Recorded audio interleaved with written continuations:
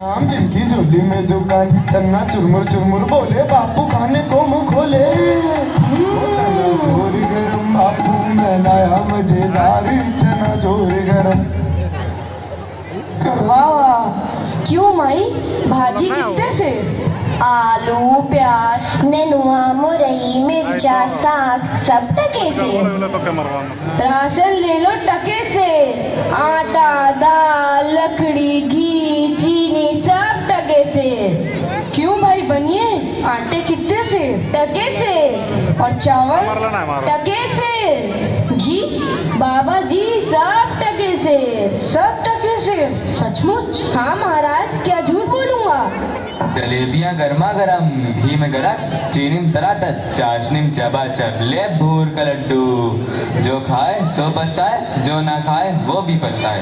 रेवड़ी कड़ाका पापड़ पड़ाका, ऐसी जात हलवाई जिसके 36 काम है भाई। सब सामान ताजा, खाजा ले खाजा, टके सेर खाजा।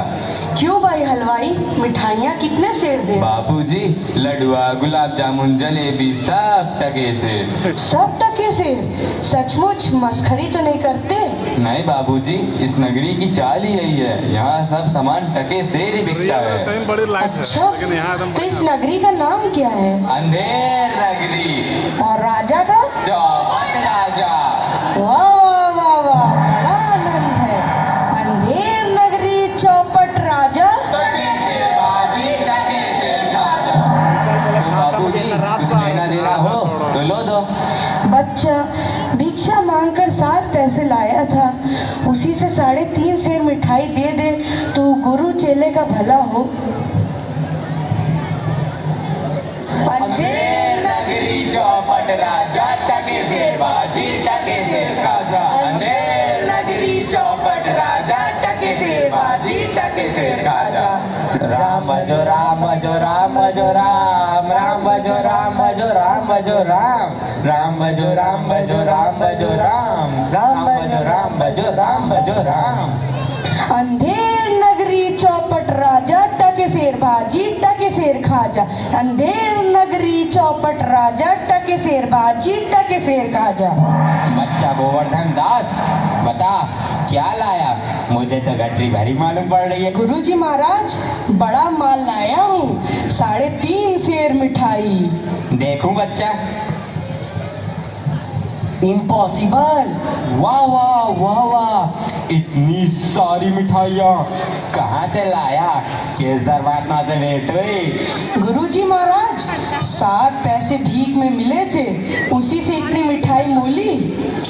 बच्चा नारायण दास ने तो मुझसे कहा था कि यहाँ सब सामान टके सेर बिकता है। हमने उसकी बात का विश्वास नहीं किया।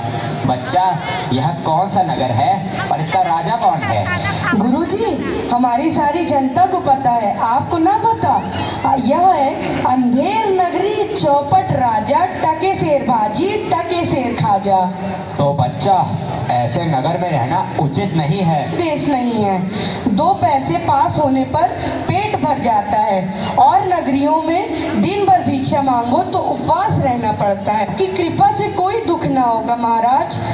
अब तो मैं इस नगर में एक क्षण भी नहीं रहूंगा। देख मेरी बात मान, नहीं तो पीछे पछताएगा। मैं तो जाता हूँ, पर इतना कह दे रहा हूँ कि जब भी कोई संकट पड़े मेरा स्मरण जरूर करना। प्रणाम गुरुजी, मैं आपका नृत्य ही स्मरण करूंगा। अंधेर नगरी के चौपट राजा पधार रहे हैं। लीजिए महाराज, लीजिए महाराज। हाँ हाँ हाँ, आनंद और दो।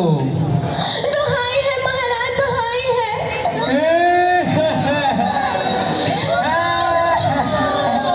मेरा न्याय हो।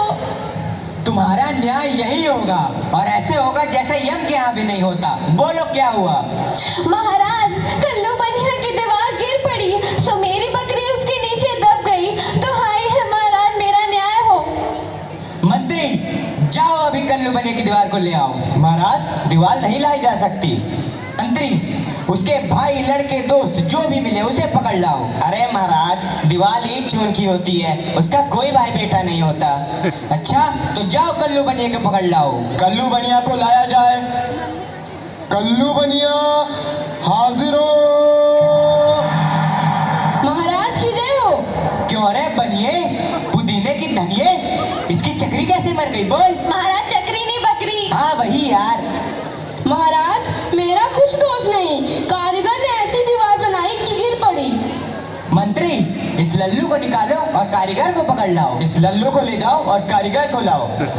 कारीगर हाजिर हो। महाराज मेरी जय हो। क्यों रे कारीगर, तेने दीवार ऐसी क्यों बनाई कि दीवार गिर गई और मकड़ी मर गई बोल? महाराज मेरा कुछ कसूर नहीं, उस चूने वाले ने ऐसा बोझा चूना बनाया कि दीवार गिर पड़ी। अच्छा, इस कारीगर को ले आओ। नहीं नहीं, कारीगर को निकालो और चूने वाले को पकड़ लाओ। कारीगर को ले जाओ और चूने वाले को लाओ। चूने वाला हाजिर हो। महाराज की जय हो। क्यों बे खैर सुपारी चूने वाले, इसकी ककड़ी कैसे मर गई बोल? महाराज हमारा कुछ कसूर नहीं, वो भिस्तिया चूने पानी ढेर दे दिए, इसलिए दीवार कमजोर रह गई। अरे अरे अरे मंत्री, इस चुन्नी लाल को निकालो और भिस्ती को पकड़ लाओ। इसे ले जाओ और भिस्ती को लाओ। भिस्ती हाजिर हो। क्यों बे भिस्ती, गंगा जमुना कश्ती, तेने चूने में इतना पानी क्यों दिया कि दीवार गिर गई और कल्लू बनिया दब गया? महाराज गुलाम का कोई कसूर नहीं, उस कसाई ने मसक ही इतनी बड़ी बना दी कि उसमें पानी ज्यादा आ गया। महाराज मुझे माफ करो महाराज। मंत्री, इस भिस्ती को निकालो और कसाई को पकड़ लाओ। भिस्ती को ले जाओ यार, कसाई को लाओ। कसाई हाजिर हो। महाराज, क्यों रे कसाई, तेने मसक ऐसी क्यों बनाई, दीवार गिराई और बकरी दबाई बोल? महाराज, गडरिया ने टके पर ऐसी बड़ी भीड़ मेरे हाथों बेची कि उसकी मशक ही बड़ी बन गई। मंत्री, इस खबीज के बच्चे को निकालो और जाओ गडरिये को ले आओ। इसे ले जाओ और गडरिये को लाओ। गडरिया हाजिर हो। महाराज की भय हो। क्यों रे गडरिये, तेने इतनी बड़ी भेड़ क्यों बेची कि दीवार गिर गई और बकरी मर गई बोल? महाराज उधर से कोतवाल साहब की सवारी आ गई तो उसको देखने मैंने छोटी बड़ी भेड़ों का ख्याल ही नहीं किया। मेरा कोई कसूर नहीं। मंत्री, इसे निकालो और कोतवाल को अभी पकड़ लाओ। इसे ले जाओ और कोतवाल को लाओ। कोतवाल हाजिर हो। महाराज की जय हो। महाराज, क्यों बे कोतवाल, तेने सवारी इतने धूमधाम से क्यों निकाली कि गधड़िये ने गड़बड़ा कर बड़ी भेड़ बेच दी, जिससे बकरी गिर गई और कल्लू बनिया दब गया? मेरा कोई कसूर नहीं, मैं तो शहर के इंतजाम के वास्ते गया था। ये नहीं, तुमने इतने धूम से सवारी क्यों निकाली? क्यों निकाली तुमने सवारी धूम से? महाराज, महाराज महाराज कुछ नहीं। मंत्री, इस कोतवाल को अभी फांसी पे चढ़ा दो। दरबार बर्खास्त। सैनिकों, इसे फांसी पे चढ़ा दो। नहीं महाराज, या नहीं महाराज।